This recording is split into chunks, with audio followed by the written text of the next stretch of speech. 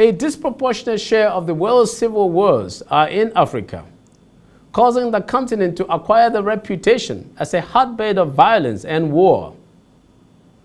But is it really?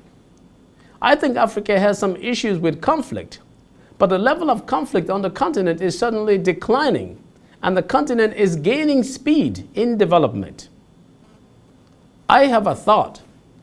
I think it is possible that the divide and rule colonization strategies of the Europeans created a principle of differentiation and exclusion, which became adopted upon independence by the ruling tribes of Africa.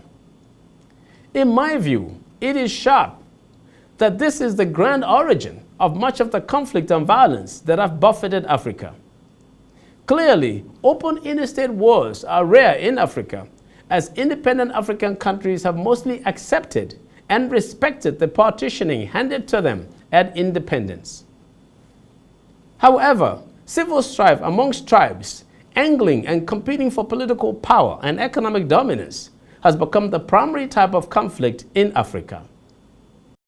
In places where it has happened, these seemingly continued policy of differentiation and exclusion has often caused alienation and suspicion amongst the tribes, leading competing political actors to seek to use nepotism and corrupt means to perpetuate themselves in office.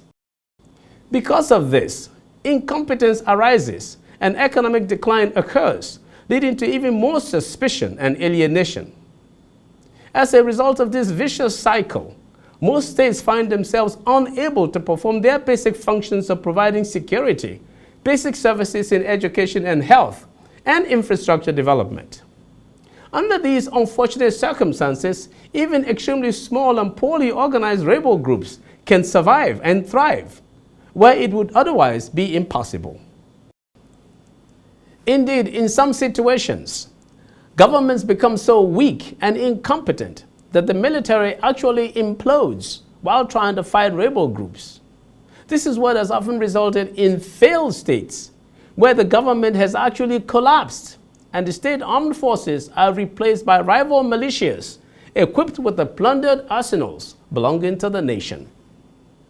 This was the case in Liberia, Somalia, Sierra Leone, Congo-Brazzaville, and the Democratic Republic of the Congo. I will have more to say on this, but fortunately, Africa is rising, and many of the conflicts are subsiding. I'm Magnus Kpakol, and that's my view.